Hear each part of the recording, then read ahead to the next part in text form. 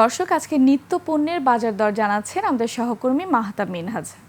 একনন soap, দেশের number 1 হালাল antibacterial soap, natural ব্যাকটেরিয়ালাইসিসের সুরক্ষায় ফ্রেশ ও অ্যাক্টিভ সবসময়। একুশে টেলিভিশনের নিয়মিত আয়োজন বাজার দরের খবর জানাতে আমরা এই মুহূর্তে রয়েছি রাজধানীর কারওয়ান বাজারে।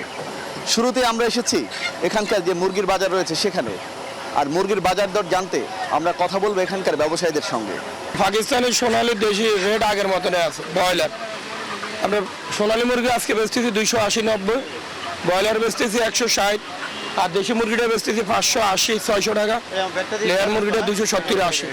মোটামুটি রেট নিয়ন্ত্রণে এখনো আছে, রেট আরও কমলে আরও ভালো। এবার জানিয়ে দিতে চাই চালের বাজারের খবর।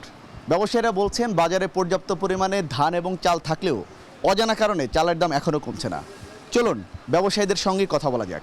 ঈদের পরে যে চাউলের দামটা বাড়ছে ওই বাড়ার ভিতরে আছে না, এখনও কমে না, কমার কোনো লক্ষণ দেখি না। দেশে পর্যাপ্ত পরিমাণ ধান চাউল আছে, বাড়ার কোনো যুক্তি আছে না, প্রশ্ন উঠে না।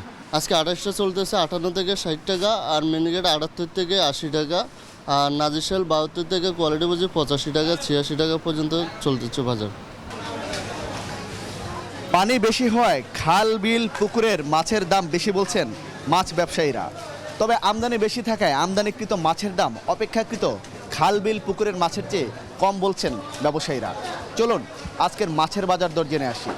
বর্ষার কারণে মাছের দাম বেশি। তেলাপিয়া ছোটো ছোটো তেলাপিয়া 180 টাকা কেজি, সিলভার কাপ 150 টাকা কেজি, কই 220 টাকা কেজি, পাঙাশ 180 টাকা কেজি, শিং মাছ 400 টাকা কেজি, শৈল মাছ 400, বোয়াল মাছ 400 টাকা, রুই মাছ আছে ভাই 400 টাকা, মির্গা মাছ আছে আপনার হলো 320, 300, 280 এর ভিতরে ভাই।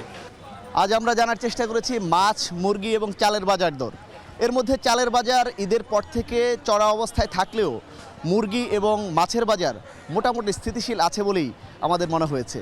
তো সব কিছু মিলে এ ছিল আজকের বাজার দর।